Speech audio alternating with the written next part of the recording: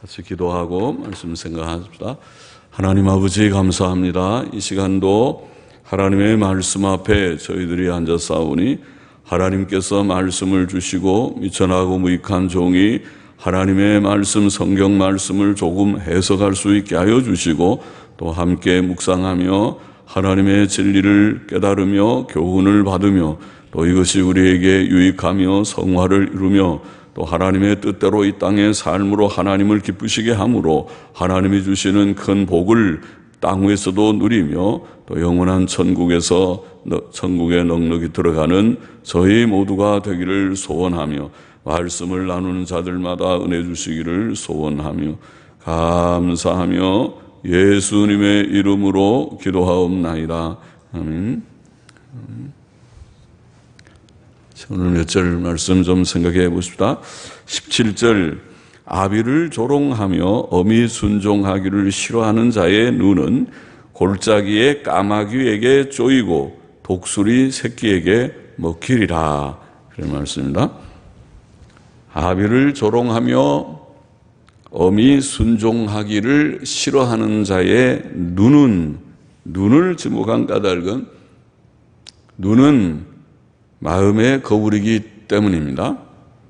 눈은 마음의 거울입니다. 선한 사람은 눈이 선할 것이고 악한 사람은 눈이 악할 것입니다. 그러니 겁이 나죠. 우리의 눈이 어떤가 거울을 보고 내 눈을 좀 볼 필요가 있겠죠. 내 눈이 선한 눈인지 악한 눈인지 평소에 마음에 선한 마음을 많이 품고 살면 눈도 선한 착한 눈이 될 것 같고 그렇지 않고 악한 마음을 많이 품으면 나도 모르게 눈이 악한 눈이 돼서 사람들이 좀 알아챌 것 같습니다. 교만한 자는 교만한 눈을 가지고 잠언 6장 17절에 표현한 대로 겸손한 자는 겸손한 눈을 가질 것입니다.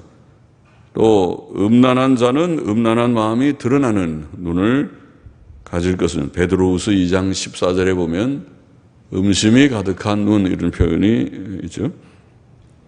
그와 같이 부모를 멸시하고 조롱하는 자는 곧 불효막심한 자는 그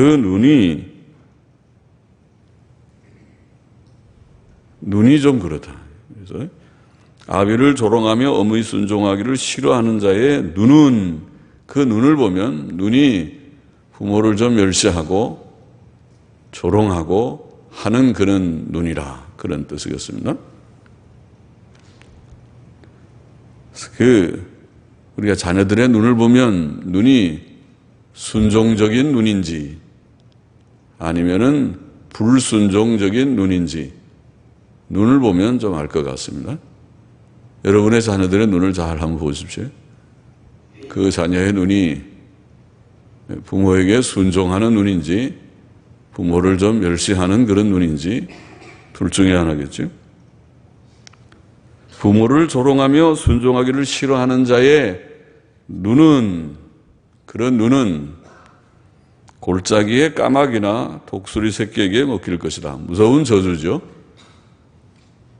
까마귀가 깍깍하는 까마귀가 날아와가지고 이놈 그 눈이 못됐구나. 그 눈이 불효막심한 눈이로구나. 그 눈 빼먹겠다. 그러고 와서 새가 와서 눈을 쪼아먹어 버린다는 거죠. 독수리가 날아와서 그 눈을 딱 빼먹어. 이거 무서운 얘기죠. 밖에 나가면 안 되겠어요. 밖에 나가서 산 같은 데 들판 같은 데 가다가 이놈 잘 걸렸다. 네가 평소에 불효막심한 그 눈 갖고 부모 멸시하고 늘 째려보고 그런 아주 그 나쁜 눈인데 내가 오늘 네 눈을 심판한다. 그리고 새가 까마귀나 독수리가 싹 날라와서 그 눈을 착 쪼아먹게 그렇게 하겠다. 이런 아주 저주스러운 저주의 그런 말씀이죠. 성경이 무섭죠. 하나님의 심판이 무서운 것입니다. 부모를 경멸하는 것은 저주를 받을 미련한 일이며 사형에 해당하는 큰 죄악입니다. 잠언 15장 20절에서 우리가 지혜로운 아들은 아비를 즐겁게 하여도 미련한 자는 어미를 없이 여기느라 그런 말씀이 있는데 부모 불효하는 자는 미련한 자예요. 하나님의 진노를 쌓고 복받기는 틀렸으니까 미련하잖아요. 땅 위에서 복을 받으며 살아야 되고 그래야 될 터인데 복받기가 틀렸으니까 미련한 것입니다. 그래서 미련한 자, 또 잠언 19장 26절에는 아비를 구박하고 어미를 쫓아내는 자는 부끄러움을 끼치며 능욕을 부르는 자식이라. 수치를 당하게 될 것이라는 것입니다. 그런 자식은 나중에 모든 사람들이 아유 저 아무개 저 사람이 저렇다고 손가락질하고 부끄러움을 당할 것이다. 욕을 당할 것이다. 능욕을 당할 것이다. 그렇게 말씀. 복이 안 된다는 말이죠. 저주입니다. 그래서 불효하는 자, 부모에게 효도하지 않는 것은 큰 죄악입니다. 하나님 앞에 벌받을 죄악입니다. 신명기 27장 16절에 보면 그 부모를 경홀히 여기는 자는 저주를 받을 것이라 할 것이요 모든 백성은 아멘 할지니라. 네, 아멘 할지니라. 부모를 경홀히 여기는 자는 저주를 받을 것이라. 이것이 분명히 성경에 나와 있는 말씀입니다. 그래서 우리가 저주받기 싫으면 부모를 멸시하지 말아야겠습니다. 경홀히 여기지 말아야겠습니다. 출애굽기 21장 15절 17절에 보면 자기 아비나 어미를 치는 자는 반드시 죽일지니라. 그 아비나 어미를 저주하는 자는 반드시 죽일지니라. 그렇게 말했습니다. 부모를 치거나 자식이 좀 컸다고 힘이 있다고 부모한테 덤벼들어서 좀 치려고 하거나 특별히 그러겠죠. 연세가 많고 이제 다 나이가 들면 할아버지 할머니가 되고 힘이 이제 없어질 수도 있는데 그렇게 될 때에 이 젊지도 않지만 한 40, 50대 되면 젊지는 않지 나이 많은 80, 90된 노인 부모님 앞에서 행패를 부리는 자식들이 있어요. 윽박지르고 위협하고 그러면 그 노인이 그런 그 젊은 사람들 젊지도 않지만은 그 40, 50대의 그런 사람들의 위협에 떨 것입니다. 그런 거 들어봤습니다. 그렇게 윽박지르면은 그 노인이 벌벌 떨어요. 말도 잘 못하고 나이가 들면은 다 그래 가슴이 떨리는 건데 그러니 하나님께서 하늘에서 보실 때 얼마나 노하시겠습니까? 이놈 네가 늙어봐라. 그런 악한 사람은 늙을 때에 하나님이 큰 벌을 내리겠죠. 그는 만일 자식이 있다면 자식한테 더한 그런 욕을 당할 것입니다. 그리고 그것은 사형에 해당하는 구약교회 아래서는 그런 일들이 부모를 치거나 부모를 저주하거나 그런 악을 불효하는 악을 행하는 것은 용납할 수가 없다. 이 교회가 신약교회는 우리가 무슨 그런 사법권이 있는 것이 아니니까 이 세상의 법도 물러터져서 세상에서는 성경이 가르치는 이 율법에 비춰보면 너무 벌이 없어요. 그러니까 이 세상이 이렇게 혼란스러운 것입니다. 엄하게 다스려야 좀 될 수 있는 일을 엄하게 다스리지 못해요. 사형 폐지를 주장하고 있어요. 인권을 말하면서 폐지를 주장하는데 그거는 범죄자의 인권만 얘기하는 거지 죽은 사람의 인권을 생각하지 않아요. 범죄자의 인권을 생각해서 사형을 폐지하면 그러면은 죽은 사람의 인권은요? 죽었으니까 끝난 것입니까? 죽은 사람의 인권을 생각하면 그거는 그를 죽였으면 그건 사형으로 다스려야 되는 것입니다. 그래야 공의에 맞는 것이고 다시는 그런 사형을 남을 죽이는 일을 살인을 하지 않는 것입니다. 마찬가지로 간음하는 자는 사형이라 그렇게 되어 있습니다. 그래야 간음이 근절되고 그렇게 되는 것입니다. 여기에 부모 공경도 마찬가지입니다. 부모에게 저주하고 부모를 치려고 하고 치는 자, 그런 자는 사형이라. 그래야 이 사회가 부모 공경하는 사회, 질서 있는 사회가 되고 가정이 질서가 있어야 이 사회가 질서 있게 될 것이라. 그것이 성경의 가르침입니다. 하나님의 뜻은 그러므로 사람이 자기 부모를 공경하고 순종하는 것입니다. 그것이 하나님의 뜻이고 그것이 복된 일이라. 출애굽기 20장 12절 5계명에 내 부모를 공경하라. 그리하면 너의 하나님 나 여호와가 내게 준 땅에서 내 생명이 길리라. 자식은 부모를 공경하라. 공경이라는 말이죠. 공경은 높이고 그를 존중하는 것이지. 공경하라. 그리하면 내가 준 땅에서 내 생명이 길리라. 복된 것이죠. 몸이 골골 아프면서 오래 사는 것은 복이 아니고 그런 거 말하는 거예요. 내 생명이 길다는 말은 평안하고 장수하고 몸도 건강하고 또 물질적인 어느 정도의 여유를 가지고 사는, 그것이 오래 사는 것이 복이지. 그렇지 않고 가난해가지고 오래 산다든가 병약해서 병들어서 오래 사는 것은 그건 복이 아니죠. 그런 것을 말하는 것이 아닙니다. 복된 장수를 말하는 것은 내 생명이 길리라. 레위기 19장 3절에는 너희 각 사람은 부모를 경외하라. 경외라는 말을 써요. 두려워하라. 부모님 앞에 두려운 마음을 갖고 부모가 무슨 말을 하면 얘야 일로 오너라 그러면은 예 하고 와서 조용히 앉을 수 있는, 무릎을 꿇을 수 있는, 혹은 또 의자에 조용히 앉을 수 있는 그런 정도가 돼야 그것이 교육이 바로 되는 것이라고 봅니다. 부모에게 대드는 자, 부모에게 막말을 하거나 대항하거나 그렇게 하는 자는 아주 못된 자입니다. 복받기 틀린 자입니다. 그렇죠? 성경의 가르침이 공경하라, 또 경외하라, 두려워하라. 잠언 23장 25절에는 내 부모를 즐겁게 하며 너 낳은 어미를 기쁘게 하라. 자식이 됐으면 자식이 하늘에서 떨어진 것이 아니고 엄마의 배에서 몇 개월 동안, 여러 개월 동안 있다가 그런 큰 고통 속에서 출산하는 자식이 되어서 부모가 어릴 때부터 그 자식을 사랑하고 그렇게 잘 양육하는 가운데 잘 성장을 하는 것인데, 그 자식이 부모를 즐겁게 하고 기쁘게 하는 것은 당연한 일이다. 그렇죠? 은혜에 대한 작은 보답에 불과한 것입니다. 자식으로서 당연히 해야 할 도리이다. 그렇게 하지 않았더라면 아예 어릴 때 핏덩이 같을 때 갖다 쓰레기통에 갖다 버리든지 버릴 수 있는 자식이죠.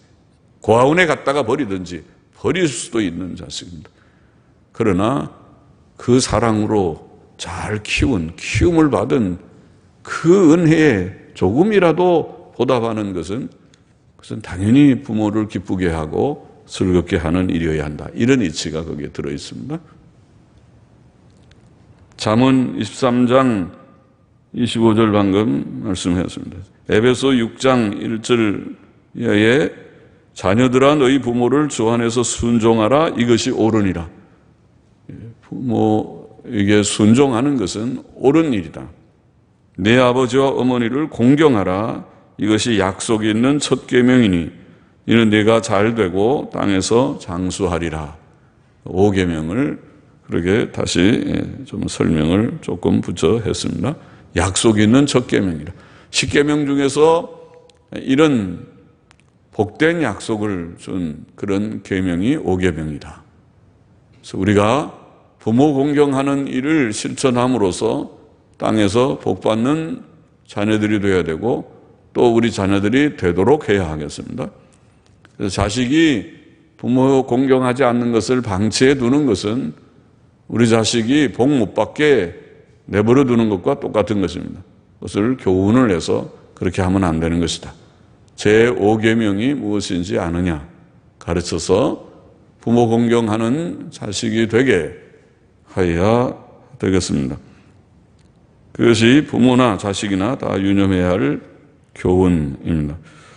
18절도 좀 보시죠. 내가 심히 기이 여기고도 깨닫지 못하는 것, 즉 놀랍고 여기에 기이 여기고 심히 기이 여기고도 깨닫지 못하는 것, 이런 말은 놀랍고 알지 못하는 것, 참 놀라운 일, 잘 알 수 없는 일, 서너시 있나니 곧 공중에 날아다니는 독수리의 자치와 반석 위로 기어다니는 뱀의 자치와 바다로 지나다니는 배의 자치와 남자가 여자와 함께한 자치며 음녀의 자치도 그러하니라. 그가 먹고 그 입을 씻음같이 말하기를 내가 악을 행치 아니하였다 하느니라. 그렇게 말씀했습니다. 마치 무엇을 음식을 먹고 맛있는 것을 먹고 혼자 먹고 너 뭐 먹었느냐 물으니까 아니 안 먹었다고 입 딱 씻는다고 그러죠. 입 씻는다. 예? 깨끗하게 밥 먹고 뭐 좀 종이로 닦았습니다. 깨끗해서 표 안 납니다. 내가 나 혼자만 맛있는 거 잘 먹었습니다. 딱 먹고 안 먹었다 그렇게 하는 것과 같다 그렇게 말했습니다. 여기에 자치란 말, 이런 독수리의 자치, 뱀의 자치, 배의 자치, 또 사람의 자치, 음료의 자치, 자치라는 데레크란 말은 길이라는 단어입니다. 기하여 잘 알 수 없는 것, 서넛은 공중에 날아다니는 독수리의 길. 그렇죠. 독수리가 얼마나 빠른데, 뭐, 빠르지 않고 천천히 가도 그렇지만은 공중에서 싹 가고 나서 어디로 갔는지 그 길을 우리가 다시 그어볼 수도 없잖아요. 이미 지나가면은, 갈 때는 쌩 잘 지나갔는데, 가고 나서 그 어떻게 갔는지 정확하게 그 길을 우리가 알 수 없습니다. 공중이니까. 공중엔 모르지. 또, 반석 위로 기어다니는 뱀의 자치. 뱀도 바위에 싹 꼬불꼬불하고 잘 가는데, 가는 건 분명히 봤는데, 가고 나면은 아무 표가 남는 게 없으니까, 어떻게 갔는지, 어디를 이렇게 갔는가, 이렇게 갔는가, 정확히 그럴 수 없죠. 이미 다 지나가 버리고 말았습니다. 바다로 지나다니는 배의 자치도 바닷물을 파도를 헤치면서 배가 싹 지나가고 나면은 지나갈 때는 뭐 요란스럽죠. 배가 다 물이 갈라지고 좀 거품도 나면서 싹 배가 가겠죠. 그러나 가고 나면 또 바다가 다 똑같이 이전처럼 돼버리니까 이게 어디로 갔나 이쪽인가 알 수 없게 이제 표가 안 나버려 지나가 버려서 없어져 버렸습니다. 또 남자가 여자와 함께한 자치도 그렇고 음녀의 자치도 그러하니라 그렇게 말했습니다. 남자와 여자가 함께한 자치, 특히 음녀의 자치 그런 것이 있다. 자, 그것은 잠깐 있다가 여기에 말한 서너 가지는 잠깐 있다가 지워져 버리는 것이죠. 지워져 버리는 길, 그 자취는 잠깐 있다가 지워지거나 없어지는 것이거나 혹은 감추어지고 드러나지 않는 것이며 그래서 그것을 알 수 없는 것입니다. 자, 이 30장은 아굴이라는 사람이 썼다고 1절에 말했는데 이 아굴은 특히 음녀의 자취에 대해 말하려고 하는 것 같습니다. 다른 것은 흥미로운 잘 알 수 없는 기하여 잘 알 수 없는 것들이라 그렇게 표현했지만은 그것이 우리에게 어떤 교훈이 되는지 잘 모르나 이 음녀 맨 끝에 나오는 음녀의 자취 그렇게 말할 때 그것은 좀 무엇을 말하려고 하는가 좀 생각하게 됩니다. 모든 성경의 관심은 주로 죄인데 죄가 되게 은밀하지만은 특히 음란죄가 그러합니다. 음란죄. 모든 죄는 사실 다 부끄럽죠. 죄를 지을 때 다 어두움 속에서 잘 지으려고 하고 남 몰래 지으려고 하고 그렇지만은 음란 죄가 특별히 그렇다. 그것은 감추어져 있고 잘 드러나지 않습니다. 알 수가 없습니다. 음행을 행해서도 잘 발견이 안 됩니다. 어쩌다가 발견이 되거나 나중에 드러나서 그것이 또 확인하기도 어렵고 그런 것입니다. 은밀하게 행해지는 죄입니다. 사람이 볼 때는 다 기이하고 우리가 확인하기 어렵지만은 그러나 하나님은 다 아십니다. 하나님은 다 아십니다.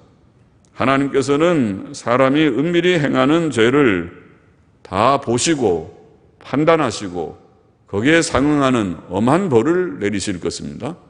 그래서 죄 지으면 안 됩니다. 죄를 지으면 철저히 회개해야 되고 죄를 다시는 안 지으려고 해야 되고 죄를 자꾸 지으면 하나님 앞에 천벌을 받을 줄 알아야 되고 그래야 됩니다. 아무도 안 봤으니까 몰래 짓는다고 그렇게 죄를 지었으면 안 되겠어요. 바로 그것이 무신론입니다. 불신앙입니다. 몰래가 어디 있어요? 하나님이 다 보고 계신데요. 세상에도 요새 몰래카메라가 많은데 몰래 해도 다 지금 우리 사회가 얼마나 발전했습니까? 그래서 이제는 아무 데서나 아무 말도 못해요. 다 이제는 그것을 녹화도 하고 녹음도 하고 그런 몰래카메라 같은 것도 요새 발달했다고 그러죠.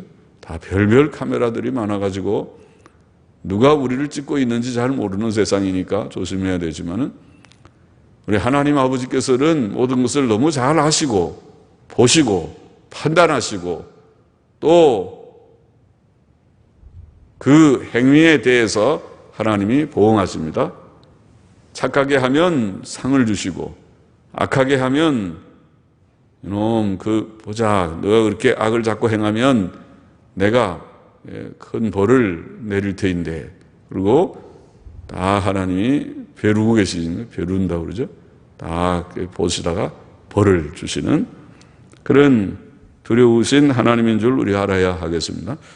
전도서 12장 14절에 보면 하나님은 모든 행위와 모든 은밀한 일을 어떤 일을요? 은밀한 일을 은밀한 게 뭐예요? 지금 말한 대로 알 수 없는 이런 그 일들 금방 이게 뱀이 지나갔는데 어디로 갔더라? 여기로 간 것 같은데 정확히 잘 알 수 없고 이제 자취가 없어져 버렸습니다. 또 독수리가 분명히 날아갔는데 없어져 버렸습니다. 금방 아주 빠르게 지나가 버렸습니다. 배가 지나갔는데 이제 흔적도 없이 다시 바다가 되어 버렸습니다. 알 수가 없지만은 그러나 하나님은 보시고 은밀한 것을 모든 은밀한 일을 선악간에 판단하시리라. 착한 일도 하나님께서 보신다는 거죠. 선한 일도 보시고 아무도 너를 알아주지 않고 하지만은 내가 한다. 내가 보았다. 내가 너에게 좋은 것으로 갚아주리라. 은밀하게 선행을 행한 것을 드러나게 갚아주리라. 마태복음 6장에 그렇게 말씀하셨다고 했죠. 마태복음 6장의 전동본문에 은밀하게 행하는 오른손이 하는 것을 왼손이 모르게 은밀하게 행하는 선행을 드러나게 갚아주시리라. 천국에서 갚아주는 것은 말할 것도 없고 이 세상에 살 동안에도 하나님께서 갚아주시는 줄 믿습니다. 그래서 갚아주시리라.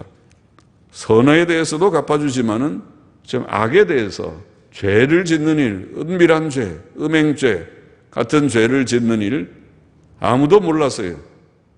우리 둘만 알았어요. 그렇게 악을 행해도 하나님께서 이놈 넌 그런 짓을 하면 안 되지. 그 하나님 앞에 천벌 받는 짓이다 하고 딱 보시고 있다가 벌을 내려. 그래서 이렇게 죄 짓는 사람들이 나중에 드러나게 그 죄의 벌을 받는 경우들을 종종 봅니다. 모든 죄를 선악간에 심판하시리라. 전도서 끝에 결론과 같이 12장 14절 또 로마서 2장 16절에도 곧 내 복음에 이른 바와 같이 하나님이 예수 그리스도로 말미암아 사람들의 은밀한 것을 심판하시는 그날이라. 마지막 심판때 심판날, 최종 심판, 마지막 심판날도 사람들의 은밀한 것을 심판하시는 날이라고 표현했어요. 그러겠죠? 다 몰라요.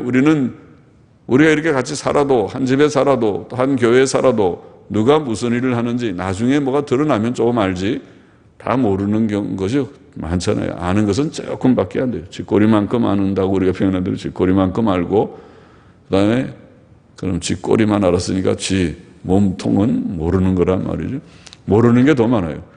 그런데 하나님께서는 다 아시니까 마지막 날 우리의 은밀한 것까지 다 하나님께서 판단하시고 잘했으면 잘했다 칭찬하시고 상도 주시리라고 믿습니다. 그리고 잘못한 것에 대해서 예수님 말씀에 마태복음 12장에 무슨 무익한 말을 하든지 다 마지막 날에 신문을 받으리라. 말 한마디를 잘못해도 하나님께서 거기에 대해서 추궁하시고 너 이런 잘못한 말을 했지. 거기에 대해서 거기에 상응하는 벌을 내리실 것이다. 그러니까 우리가 말 한마디라도 조심해야겠죠. 하나님을 정말 믿는다면 믿습니다. 믿기 때문에 말 한마디도 조심하고 우리의 생각도 건전하게 항상 가지고 너무 치우쳐서 비평적이고 부정적이고 좋지 않아요. 비평을 하는 건 좋지만은 항상 습관적으로 비평적인 그것은 좀 위험합니다. 좋지 않습니다. 그러니까 건전한 정신이라는 것은 균형이 잡힌 치우치지 않게 너무 치우치지 않게 건전하게 생각하고 판단하고 말하고 행동하고 하는 것이 필요합니다. 고린도전서 4장 5절에 보면 그가 어두움에 감추인 것을 드러내시리라 그런 말씀도 있습니다. 지금은 다 감춰져서 누가 어떻게 얼마나 충실하고 얼마나 바르고 얼마나 착한지 다 드러나진 않지만은 마지막 날 하나님께서 다 드러내시리라. 그때 가면 참된 평가가 이루어질 것입니다. 그 사람 참 착하고 좋은 사람이다. 충성되었다. 또 어떤 사람은 아이고 저거 허풍이었구나. 저 위선이었구나. 껍데기였구나. 겉으로는 믿는 척하지만은 속에는 아무 것이 없구나. 정말 그야말로 기름 병만 들고 왔다 갔다 했구나. 속에 기름이 없었구나. 예? 기름이 뭐라고 그랬나요?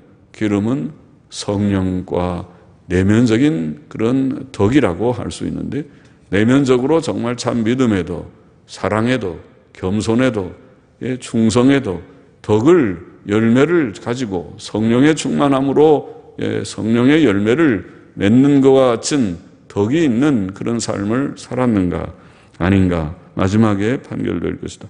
성도의 생활은 그러므로 빛의 생활입니다. 빛의 생활이에요.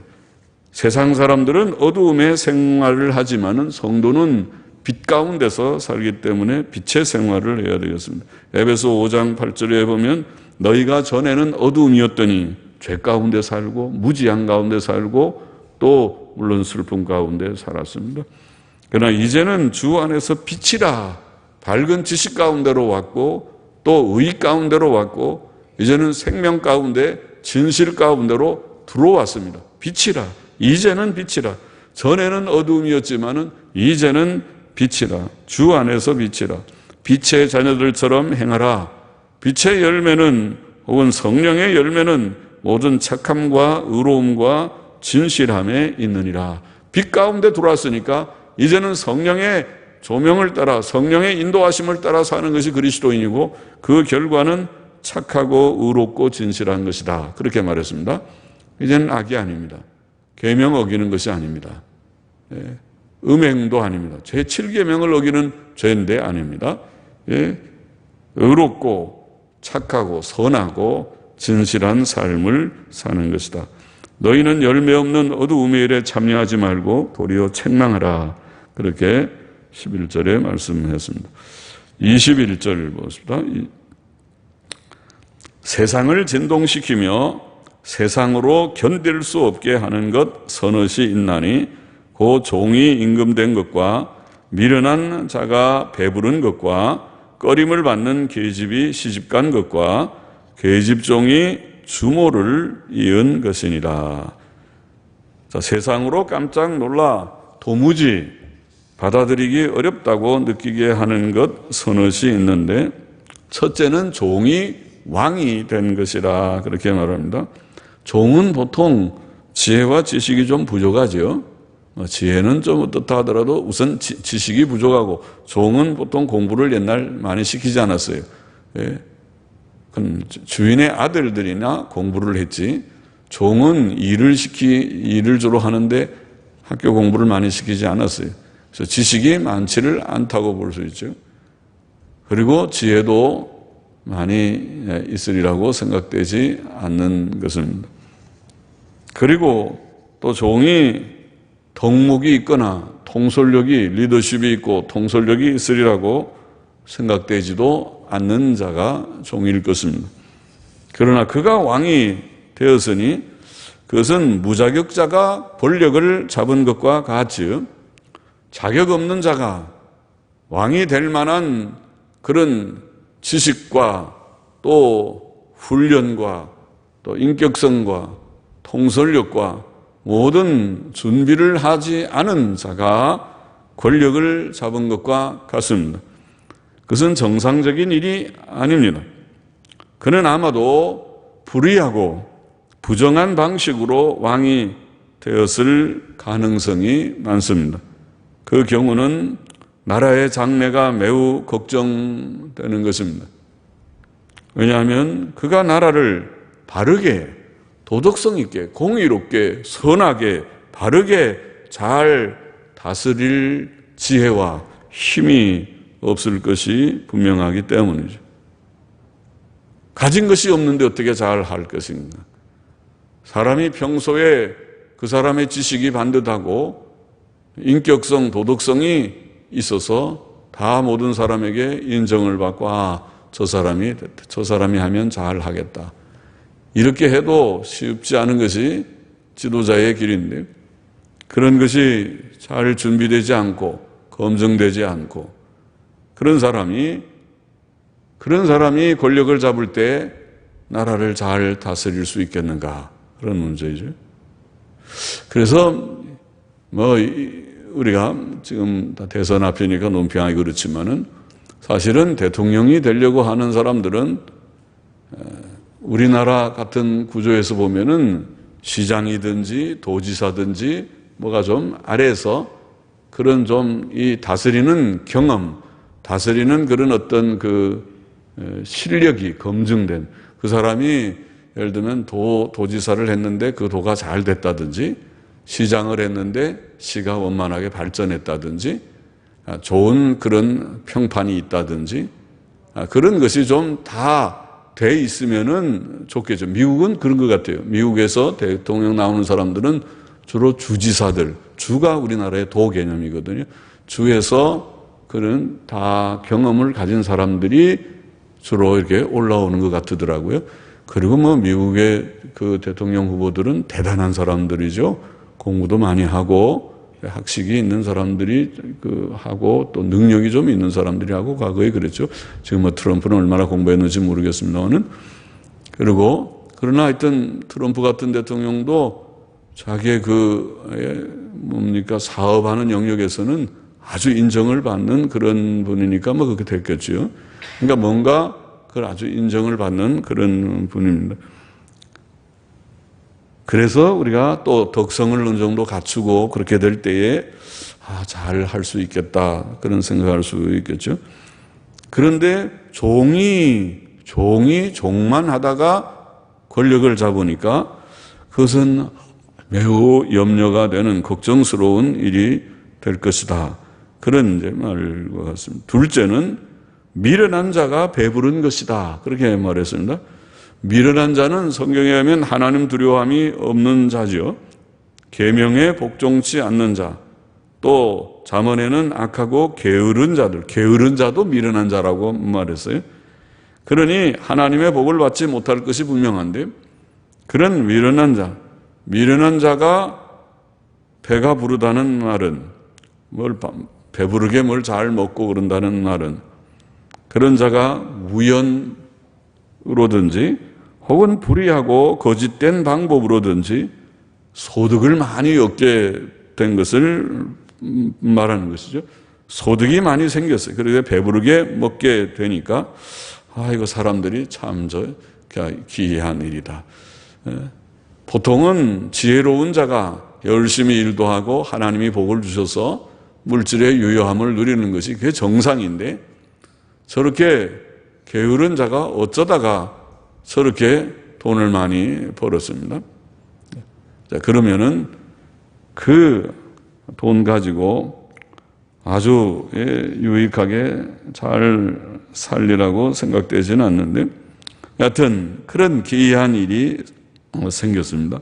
셋째는 꺼림을 받는 여자가 시집간 것이라 그렇게 표현했어요. 꺼림을 받는다는 말은 미움을 받는다는 그런 단어인데, 왜 여자가 미움을 받겠는지요? 사람들이 별로 그 호불호를 따지면은 그렇게 호감을 갖지 못하는 사람이라는 말이죠. 뭐에 결함이 좀 있는, 외모에 결함이 있다든가 성격에 큰 결함이 있다든가, 저 사람은 성격이 너무 까칠하고 성격이 너무 강하고, 그래서 사람들이, 남자들이 그게 잘 접근하지를 할 수가 없다. 그러다든가 뭐 그런 경우가 있겠죠. 보통 남자들이 여성들을 좋아할 때에 여성들이 너무 그렇게 강하면은 좋아할 수 없겠죠. 여성은 좀 약한 척하고 약한 듯하고 그래야 남자들이 뭐 또 용감한 척하고 잘 자기가 도와줄 것처럼 하고 그렇게 좀 하지 않겠어요, 보통은. 그러다고 너무 뭐 여자들이 약한 것이 좋다 그렇게 뭐 약하라고 그렇게 하는 것은 아니지만은 여성의 그런 어떤 장점 같은 것이 아닌가 싶은데요. 그런데 이게 여하튼 외모가 나쁘든지 성격이 나쁘든지 혹은 또 도덕적인 흠이 있든지 미움을 받습니다. 별로 호감을 갖지 못하고 사람들의 사랑을 받지 못합니다. 그런데 그래서 결혼도 못하고 있었는데 어느 날 결혼 소식이 있습니다. 결혼을 한다고 하니 그러니 사람들이 다 깜짝 놀라게 된다. 그런 얘기죠. 꺼림을 받는 여자가 시집간 것이, 아무개가 결혼 날짜가 잡혔대. 그러니까 깜짝 놀라서 그런 일도 있나? 세상에 별일이 다 있다. 참 놀랐다. 하게 그런 일이 있다는 말이죠. 넷째는 여종이 여주인을 대신한 것이다. 여주인을 이었다 말하는데 잇는다. 여주인을 이어서 그렇게 한다. 그렇게도 번역하고 여주인을 밀어내고 대체해서, 영어의 표현을 보면은 그런 애들 좀 썼어요. 여주인을 대체한다고 하는 그런 빼앗다, 몰아낸다 그런 영어로는 dispossess. possess라는 말은 이게 소유한다는 말이고 dispossess 하는 것은 빼앗는 것입니다. 소유하는, 그냥 빼앗는 그런 뜻입니다. 또 supplan트라는 말로 뭘 빼앗는다, 몰아낸다, 대체한. 그러니까 여주인을 밀어낸 것입니다. 여주인이 뭐고 여종이 뭡니까? 여종은 보통 여주인의 종이잖아요. 여주인의 사랑을 많이 받았을 것이겠죠. 여주인이 여종을 아끼고 사랑하고 배려하고 또 좀 위하고 했는데, 그런데 이 여종이 장꾀를 부린 것이죠. 여종이 아마 부정한 방법으로 여주인의 그 호의에 대해서 감사하면서 자기 위치를 잘 지키면 좋은데 그렇지 않고 그 여주인의 남편을 어떻게 가까이 한 거죠, 여종이. 그래서 결국 여주인을 몰아내버리고 자기가 여주인 자리에 들어갔다는 거예요. 아이고 세상에. 그 참 나쁜 일이잖아요. 그렇게 하면 안 되잖아요. 그것은 그런 여주인에 대한 그 사랑을 정말 무엇으로 갚은 거예요? 악으로 갚은 거잖아요. 여주인이 그를 정말 아끼고 사랑했으면은 그렇게 할 수는 없는 것이죠, 인간으로서. 그러니까 이런 아마 부정한 방법으로 여주인을 밀어내고 그 자리를 차지하는 이런 경우를 말씀했다고 보이는데, 이것은 듣는 사람들로 하여금 다 분개하게 만드는, 아이고 있을 수 없는, 참 있을 수 없는 그런 일이 벌어졌다고 하겠죠. 그런 경우들을 여기에 말했어요. 이것은 다 지금 여기에 언급한 것들은 부정한 방법으로 권력이나 돈이나 종이 왕이 되는 것이나 미련한 자가 돈을 많이 벌어서 배가 부른 것이나 꺼림을 받는 여자가 시집을 간, 결혼을 한 것이나 여종이 여주인을 이어서 그 자리에 들어가는, 혹은 여주인을 밀어내고 그 자리에 들어간 것이나 부정한 방법으로, 이 세상에는 부정한 방법으로 권력을 잡고 부정한 방법으로 돈을 벌고 부정한 방법으로 지위를 얻는 일이 있다는 것이죠. 나쁜 일을 지금 말하는 거죠. 그러나 우리 믿는 이들, 하나님의 백성, 성도는 그렇게 하면 안 된다, 그렇게 하면 안 된다는 것을 암시하고 있습니다. 오늘 여기 몇 절의 말씀에 아버지를 조롱하며 어머니 순종하기를 싫어하는 자의 눈은, 불효막심한 자의 눈은 골짜기에 까마귀에게 쪼이고 독수리 새끼에게 먹힐 것이니, 자녀들아 부모를 멸시하거나 대항하지 말고 부모 공경을 실천하고 순종하고, 또 부모들아 너희 자녀들을 바르게 잘 양육하고 가르치도록 하라. 그런 교훈이죠. 우리 자녀들이 부모를 향해서 그 눈, 이상한 눈, 째리는 눈, 저항하는 눈, 그런 눈 갖지 못하도록, 그런 눈 가지면 너 성경에 잠언에 말하기를, 그러면 너 밖에 함부로 나가지 마, 그러면 어느 새가 날라와서 너 눈을 쪼아 먹을 수 있다고 성경에 말씀했다. 그래 가르쳐줘야 돼요. 그래야 자녀들이 깜짝 놀라서 그러면 안 되죠. 그 눈을 그런 부모 말 듣지 않고 이렇게 째려보거나 막 대들거나 하는 그런 눈을 하면 그 눈을 하나님께서 새에게 먹히게 할 것이다. 아니면 새에게 안 먹히더라도 아예 눈병이 걸리거나 아예 눈의 시력이 아예 나빠져 버리거나 눈이 망가져서 못 쓰게 할 수도 있다. 하나님이 할 수 있다. 그렇게 하지 않도록 부모 공경을 실천하게 해야 돼. 또 음녀의 죄, 여기에 드러나지 않고 은밀하지만은 다 자취가 안 보이는, 지나고 나면 자취가 안 보이는 그런 음녀의 죄, 음행의 죄, 은밀한 죄지만은 그런 죄를 범해서는 안 된다. 우리는 하나님 앞에서 빛의 자녀답게 살아야지. 하나님은 모든 것을 다 보시는데 내가 숨어서 우리끼리 아무도 모르게 우리끼리, 그런 거 없습니다. 우리끼리 아무도 몰라도 하나님이 다 보시는데 너는 무신론이냐? 넌 하나님을 부정하는 자냐? 그렇게 한다고 내가 잘 되네? 결코 잘 되지 않는다. 봐라. 너의 길에 불행이 앞에 펼쳐 놓여 있다.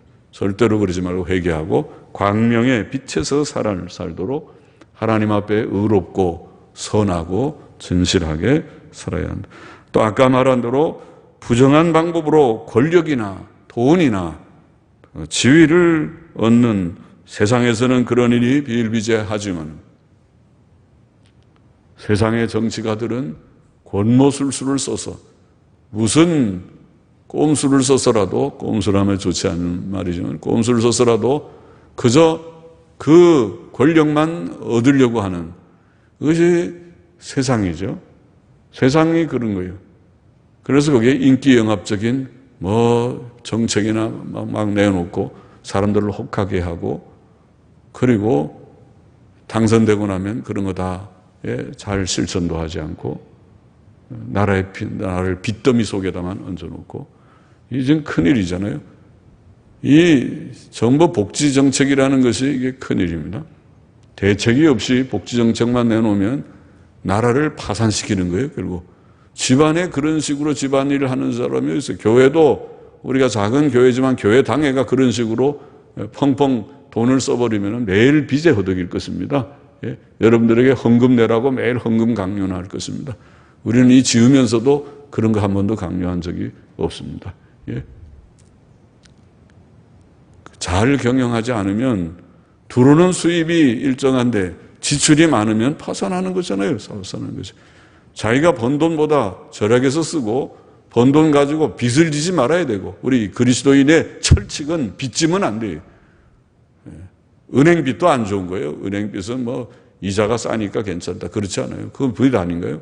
빚 안 지게 우리가 사는 것이, 그것이 최상의 일이라고 봅니다. 빚을 지지 말아요. 없으면 없는 대로 살고 굶어 죽지 않는 신념을 가지고 그렇게 우리가 살면서, 그래야 조금씩 저축을 하고 나중에 노후 대책도 세우고 노년에 가서 어디 손 안 벌릴 거 아니에요. 우리나라 지금 이게 노후에 무슨 뭐 연금이나 뭐 국민연금이나 나올 것 같습니까?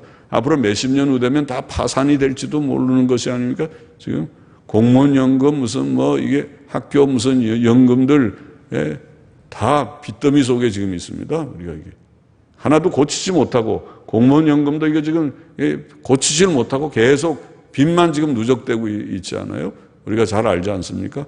다 이기주의 때문에 자기들 연금을 줄이려고 하지 않고 받으려고 하고, 점점 인구는 줄어들고, 이제 나라가 몇십 년 후에 파산 안 나겠습니까? 이런 지경의 복지정책만 계속 내놓으면 되겠습니까? 기업을 잘 살리고 돈을 잘 많이 벌 수 있게 하는 그런 정책을 많이 내놓아야 되지, 그렇지 않고 까먹는 정책만 해갖고는 안 되겠죠. 그래서 우리가 정당치 않은 방법으로 하지 말고 우리는 하나님 앞에서, 심판자 하나님 앞에서 정정당당하게 살아가는 우리가 되어야겠습니다. 기도하십시다. 하나님 아버지, 감사합니다. 부족한 종이 오늘도 몇 절 말씀을 조금 해석하고 함께 묵상하였습니다. 하나님께서 오늘 우리가 묵상한 말씀들을 마음에 새기고 부모 공경하는 우리가 되고 자녀들을 그렇게 교육하게 하시고 음행죄, 은밀한 죄 짓지 않게 하여 주시고 부정한 방법으로 권력이나 돈이나 지위를 얻는 그런 자가 되지 않고 심판자 하나님 앞에 정정당당하게 살아가는 저희들이 다 되게 하여 주옵소서. 예수님의 이름으로 기도하옵나이다. 아멘.